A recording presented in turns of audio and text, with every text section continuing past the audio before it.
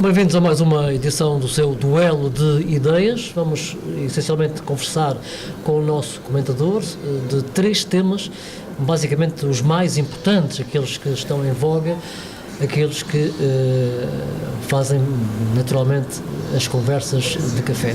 Carlos Melo Bento, começo por este: a abstenção do PSD no orçamento de 2014. Bom, é uma atitude interessante do ponto de vista político-açoriano, na medida em que, não sendo um orçamento conveniente para os Açores, nem o mais adequado para os Açores, porque, veja uma coisa, os Açores foram o bom aluno no meio desta história, não? Enquanto que Portugal continental despendeu mundos e fundos naquilo que a imaginação dos nossos políticos quiseram, estradas a mais, casas a mais, subsídios a mais e mal distribuídos, etc. Enquanto a Madeira fez a mesma coisa, talvez por uma questão de não ficar atrás, embora escondendo, porque a Madeira é Madeira e Portugal é Portugal, em termos económico-financeiros, os Açores foram o menino correto da escola, que trouxeram a bata lavadinha, fizeram os trabalhos de casa, cumpriram as regras da escola e não prevaricaram. Mas, em vez disso estar a ser julgado pelo Governo Central como algo de bem feito, que devia ser estudado e imitado pelos outros, e castigar os outros e beneficiar-nos a nós, porque nós não temos que ir atrás do descalabro que os outros provocaram, eles entenderam mal que toda a gente tinha que fazer sacrifícios, mesmo que os nossos sacrifícios sejam para as asneiras deles. E quando digo asneiras, digo de propósito, não estou a adocicar a pílula, porque num país como o nosso, já sem províncias ultramarinas ou colónias, como queiram chamar, já não há recursos infindáveis, não é? Ou infinitos. Nós temos que contar com aquilo que o país tem e mais nada. Bem sei que a culpa foi daqueles que deram fiado, digamos assim, não é?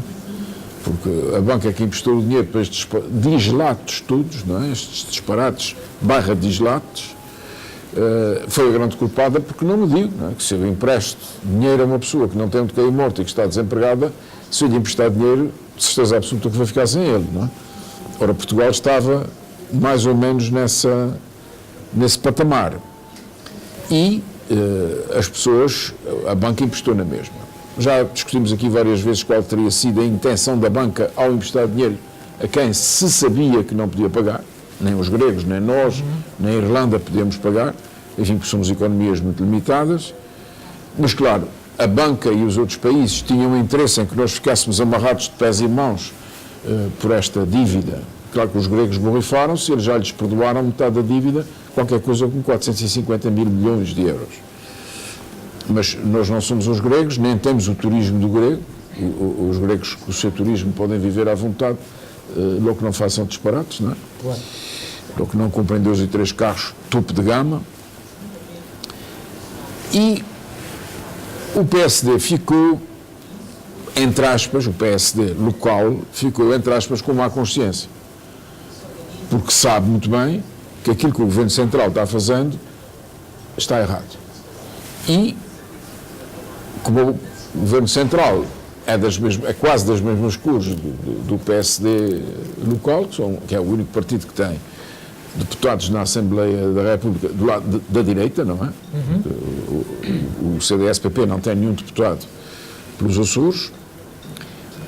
Eles foram para a abstenção. Havia 2 possibilidades, não é? Iam votar contra, havia 3, não é? Votar contra, absterem-se ou votarem a favor. Votarem a favor era muito difícil, porque a situação deles aqui tornava-se quase dramática, porque davam... Mas isso é um assunto que nós falamos já, a questão dos processos disciplinares, não é? Exatamente, a questão dos processos disciplinares. Portanto, se eles votassem contra, se votassem a favor, quem lhes instaurava um processo disciplinar era o povo açoriano, não é? Nas próximas eleições eles iam levar a pena, não é? E claro, sendo uma abstenção é a mesma coisa que dizer que não concordam, mas não têm o assintoso de votar em contra. Mas, de qualquer das maneiras, é uma ruptura. Sabe que eu sou consultor jurídico aí de um sindicato há muitos anos, faz 40 anos este ano, o sindicato, que era o Sindicato dos Estivadores e que hoje não se chama assim, dos Trabalhadores Portuários, hoje. E durante muito tempo assessorei a direção do sindicato nas negociações laborais. Hoje sou um técnico de direito, apenas consultor jurídico, e evidentemente que se for convocado tem que ir, mas não me têm chamado para essa. E na altura em que me chamavam, houve uma greve nos portos em todo o país e nós aqui dissemos, mas nós não temos que fazer greve porque por acaso até aqui a entidade patronal cedeu e portanto nós não temos razão para fazer greve. A gente tem que explicar lá fora que não podemos aderir porque as condições aqui estão já resolvidas, etc. E eles na altura calaram-se, mas quando houve a necessidade de nós fazermos greve e quando lhes pedimos a eles para fazerem greve connosco, eles disseram não, vocês não fizeram na altura que a gente precisava, agora também não. E a partir daí tem havido uma política de concerto, aliás muito bem dirigida pelos estivadores de cá, que têm gente de muita categoria e que têm conseguido. Há 10 anos que não se fazem greves aqui, eles não têm, os de lá de fora não têm levantado problemas por causa disso. Relativamente ao PSD, vai ser sempre uma pedra no sapato, porque enquanto o PSD não for poder nos Açores, e há de ser um dia, naturalmente, não é? Tudo e qualquer posição que eles tomem, enquanto estiver o PSD no governo, vai ser sempre melindrosa. Ou o PSD de Lisboa cede, o que não vai acontecer, porque a política cega do Dr. Passos Coelho e do Dr. Paulo Portas, de uma austeridade obediente, não é? Querem ser os bons alunos da Europa, mas estão a ser maus alunos em Portugal, porque não se sacrifica um povo inteiro neste tratamento de choque, não é? Sem se ter a certeza absoluta de que a muito curto prazo a economia vai disparar e vai compensar a hemorragia que nós sofremos agora. E nada disto é garantido. Começam-se a ouvir vozes da Europa a dizer que esta austeridade é uma austeridade exagerada e que os portugueses estão a fazer um sacrifício que mais ninguém faz, e é verdade, não é? Porque retirar salários é uma coisa antinatural. Mas tem acontecido na história. Tem muito. Tem acontecido. O Mussolini em Itália nos anos 30, o Hitler na Alemanha também nos anos 30, etc. Até o Mussolini começou nos anos 20. Reduziram salários para depois poderem retomar. Estaca zero. Para depois retomar.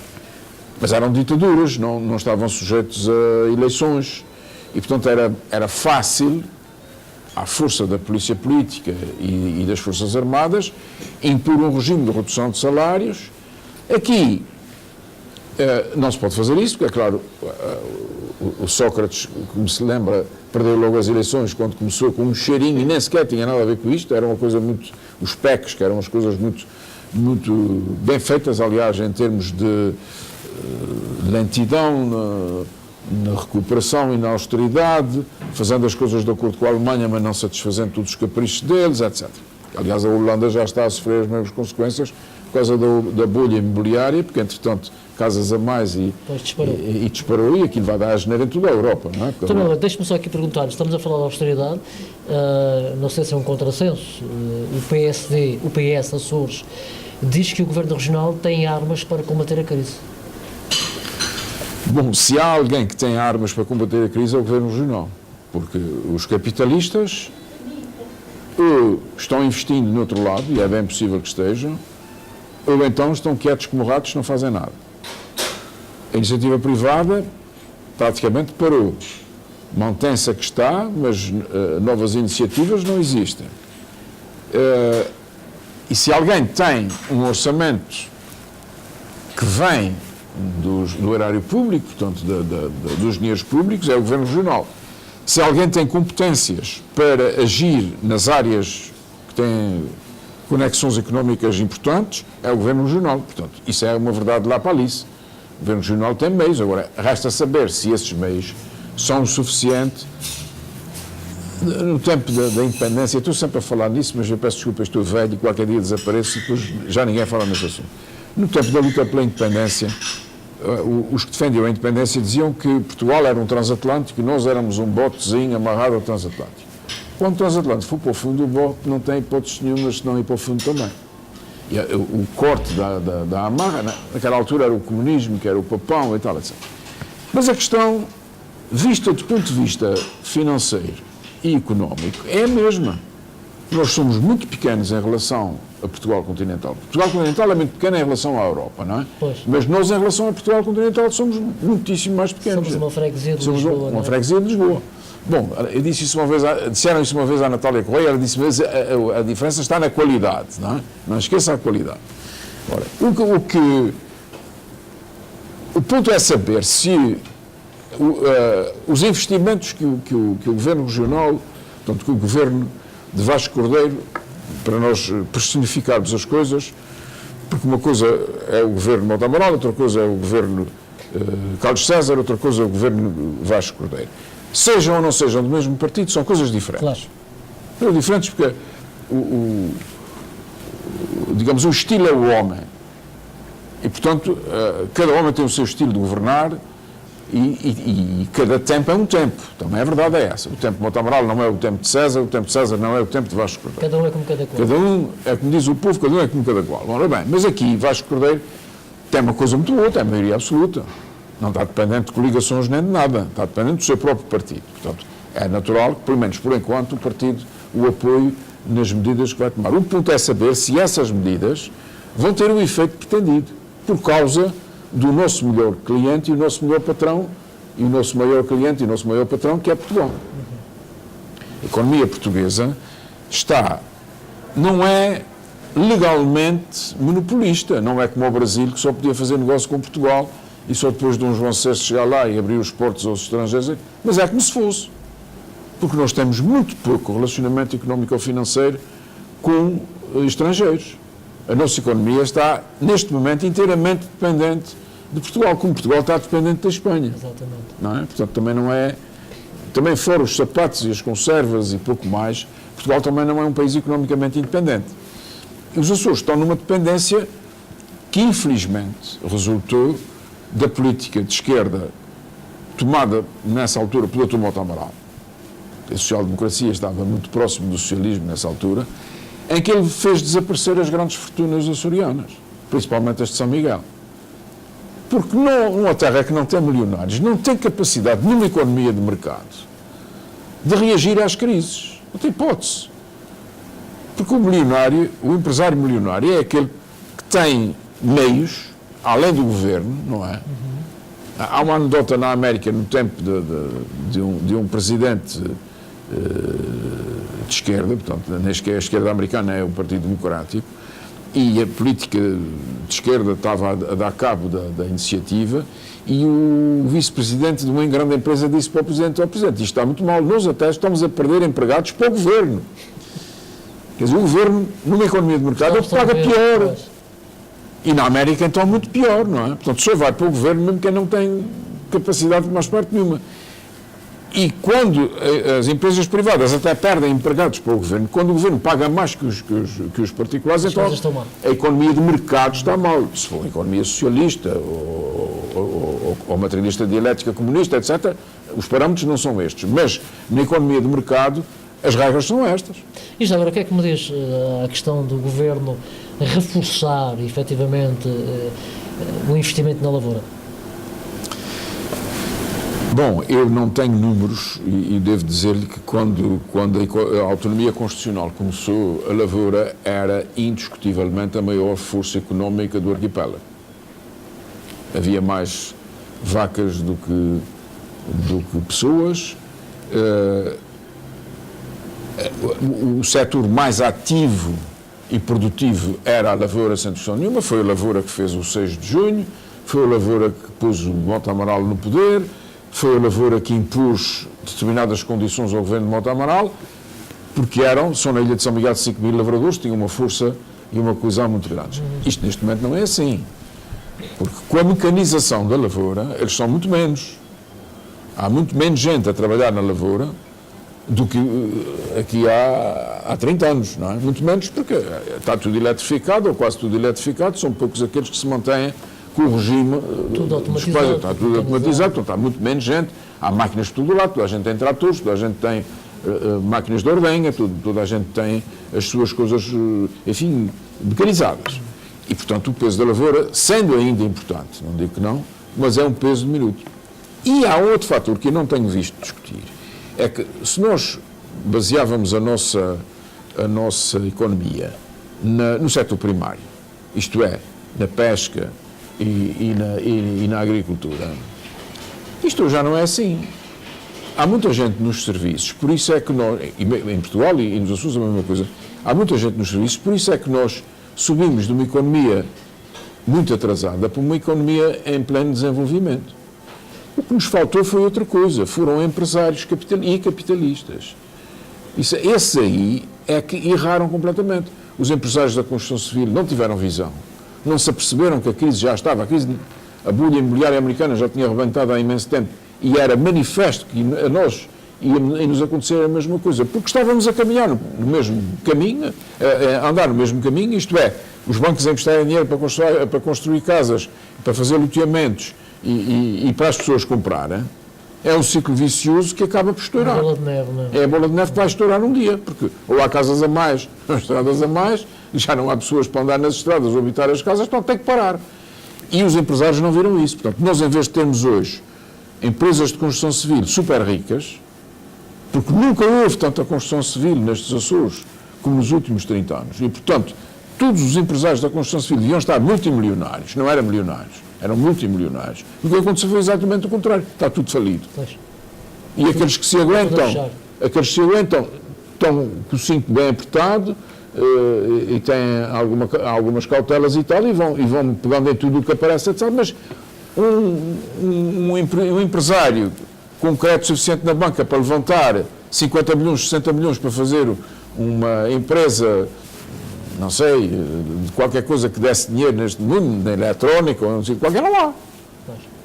Nós temos aqui nesta ilha de São Miguel um período de tempo em que fábrica do açúcar, fábrica do álcool, fábrica de tabaco, nós temos aqui uma quantidade de fábricas que havia dinheiro. As pessoas tinham, o governo não entrou com nada, as pessoas eram muito ricas e para não ter o seu dinheiro parado, estavam a investir em fábricas. Quem é que a gente tem agora para fazer isso? Não há ninguém. Bom, vamos então, agora temos aí Ora, um livro. nós temos aqui um livro extraordinário, não só pelo conteúdo do livro, mas pelo significado altamente político que ele tem para a minha geração. Para a nova geração não trata tanto. O apostolado cívico pela escrita do José Maria Alves Caetano. José Maria Alves Caetano é nem mais nem menos que o pai de Marcelo Caetano. Era um homem de origem muito pobre, trabalhou nos caminhos de ferro e na GNR, mas nasceu em Pampilhosa da Serra, portanto, lá no fim do mundo, não é? Onde o diabo perdeu as botas, mas vem para Lisboa, tem uma série de filhos. Há aqui uma fotografia que eu nem conhecia, e eu conheço quase tudo sobre Marcelo Caetano, que é esta fotografia da família, dos filhos que ele tinha. Ele casou 2 vezes. O Marcelo Caetano é o mais velhinho que está a meio, não é? O único que não pintou o cabelo no meio desta coisa toda, penso eu, ou então o fotógrafo foi amigo. E o filho, que já falámos aqui neste programa, o professor doutor António Alves Caetano, António Maria, porque ele deu Maria a todos os filhos, José, António José, porque ele era José Maria, e todos os filhos são, o Marcelo é Marcelo José Alves das Neves Caetano, não é? Este professor doutor António José Alves das Neves Caetano é professor de História Económica, foi professor da nossa querida Fatinha Sequeira Dias, não é? E foi ela que me apresentou, sabendo da minha admiração pelo professor Marcelo Caetano, quis dar-me esse prazer imenso de conviver com o irmão mais novo do professor Marcelo Caetano, que ainda é vivo, e ele é que está na origem desta publicação. Isto então o que são? São imensos artigos que o Sr. José Maria Alves Caetano publicou em vários jornais da província e mesmo em Lisboa, que depois o filho juntou, deu uma certa ordem e publicou. Isto acabou de sair, é um livro. A nossa comunicação social tem boicotado infamamente todas as iniciativas literárias desta família. É uma infâmia porque é uma família inteligentíssima e muito culta, e quando se é muito bom em determinado país ou em certos países, em vez de sermos galardoados, somos castigados.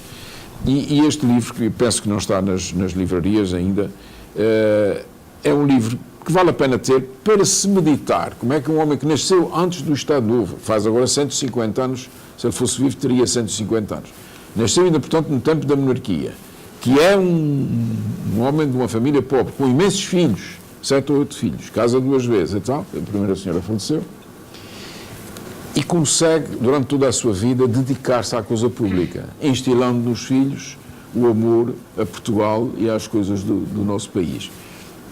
Daí o aparecimento de um Marcelo Caetano, não é? Que foi um grande administrador de Portugal, foi no tempo dele, no tempo em que ele era primeiro-ministro, que os trabalhadores rurais tiveram a Caixa de Previdência e a Segurança Social. Ele deu, e em plena guerra, não é? Ele pôs ordem nas contas, manteve o escudo mas claro, não conseguiu evoluir para a democracia, que era o que ele pretendia. Houve uma pequena primavera no início do consulado dele e depois a coisa esmoreceu. É um livro que eu me orgulho de ter entre os meus na minha pequena biblioteca. Até para a semana. Até para a semana. Quer queiramos, quer não, terminamos este programa a falar de 2 ícones, Fátima Sequeira Dias e de Marcelo Caetano. Espero que tenham gostado. Para a semana voltamos. Até lá.